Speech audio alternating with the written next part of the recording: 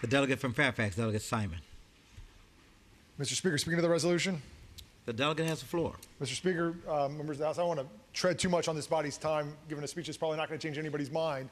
But I want to address a couple of things that we heard from the other side of the aisle and make sure we set the record straight about a couple of things. How did we get here today? Why are we here? What are we doing here in this special session is a question that came up. We're here because we all voted 98-0 in April of 2024. We all voted to have a special session, right? This wasn't a special session called by the governor, as some would have you believe. Now, we have short memories around here, but we sat here in April. We passed a joint resolution telling the governor to call us back for a special session. And in that resolution, we had specific language that we all agreed to, right? 98-0, we said, resolve further that after the special session is convened for the first time, it may stand in recess from time to time until reconvened by the joint call of the Speaker of the House of Delegates and the Chair of the Senate Committee on Rules to consider such matters as are provided for in the procedural resolution adopted by the General Assembly. So we're following the process that we set up on a bipartisan basis, unanimously, just back in April, that said we could stand in recess, we could come back. Yes, we had to amend the procedural resolution, but we said in advance that anything that we could agree to, put in a procedural resolution, we could consider. So we're lawfully assembled pursuant to a resolution that passed this body unanimously for a special session to discuss whatever we, as a body, and that's 51 of us, get to decide what goes in the procedural resolution, want to discuss. And we said we want to discuss and vote on legislation to amend Virginia's Constitution. So that's why we're here. The other reason we're here, by the way, and we talk about a power grab, we're here to hold on to the power that we've got. We're here to help people hold on to a power grab. The power grab came from President Trump. The power grab came from President Trump when he said to the legislature of Texas, I know you don't want to, I need you to get me 5 seats. I need you to go out there, I need you to redraw your maps to get me 5 seats. And then that wasn't enough because California was going to do something, so he said to Ohio, I need you guys to go out there and I need you to redraw your maps to get me another 5 or 6 seats. And he said, J.D. Vance went to the governor of Indiana and said, I need you to get me more seats. Why does he need you to get me so much seats, right?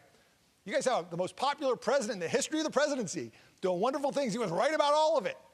And yet he's so worried about these midterm elections that he's ordering governors and legislatures around the country to draw more seats so that he can't lose. Because he knows if we stick with the seats we've got, he's going to lose the midterms, he's going to lose power.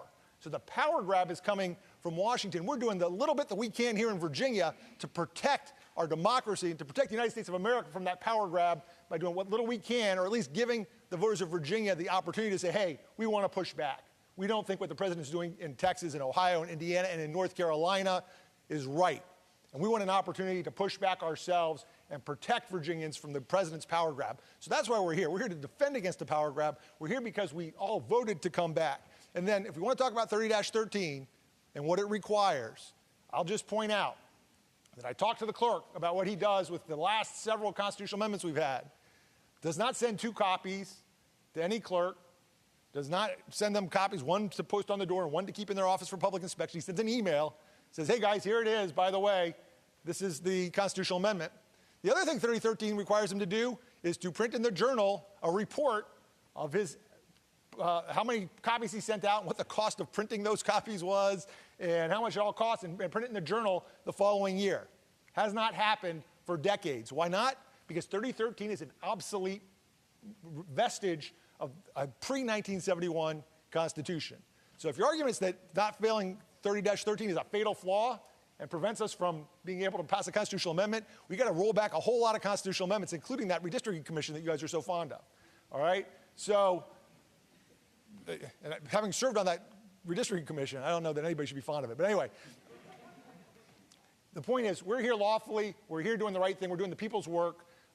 There's no question that we need to be here. We ought to be here. I urge the body to vote yes and pass this constitutional amendment. Thank you, Mr. Speaker.